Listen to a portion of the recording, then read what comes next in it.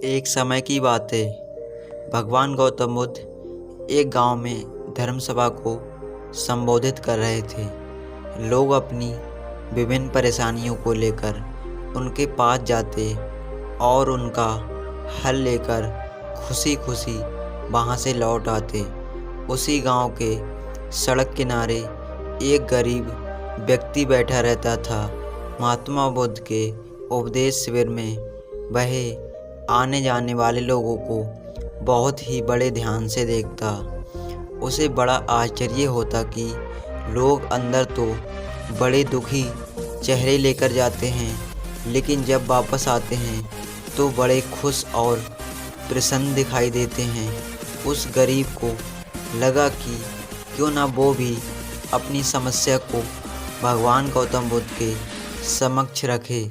मन में ये विचार लिए वह भी भगवान गौतम बुद्ध के पास पहुंचा। लोग पंक्तिबद्ध खड़े होकर अपनी समस्या को बता रहे थे।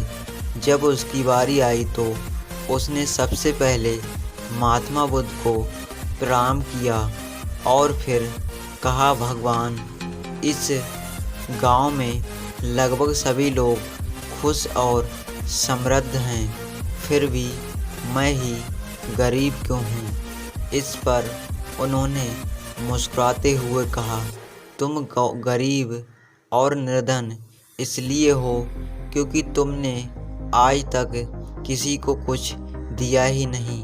इस पर वह गरीब व्यक्ति बड़ा आश्चर्यचकित हुआ और बोला, भगवान, मेरे पास भला दूसरों को देने के लिए है ही क्या।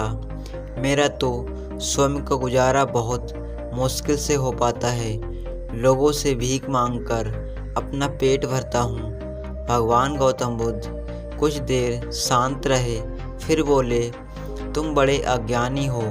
औरों के साथ बांटने के लिए ईश्वर ने तुम्हें बहुत कुछ दिया है, मुस्कुराहट दी है जिससे तुम लोगों में आशा का संचार कर सकते हो, मुख दिया है ताकि लोगों से दो मीठा बोल सकते हो, उनकी प्रशंसा कर सकते हो, दो हाथ दिए हैं, लोगों की मदद कर सकते हो। ईश्वर ने जिसको ये तीन चीज़ें दी हैं वह कभी गरीब और निर्धन हो ही नहीं सकता। निर्धनता का विचार आदमी के मन से होता है। ये तो एक भ्रम है, इसे निकाल दो।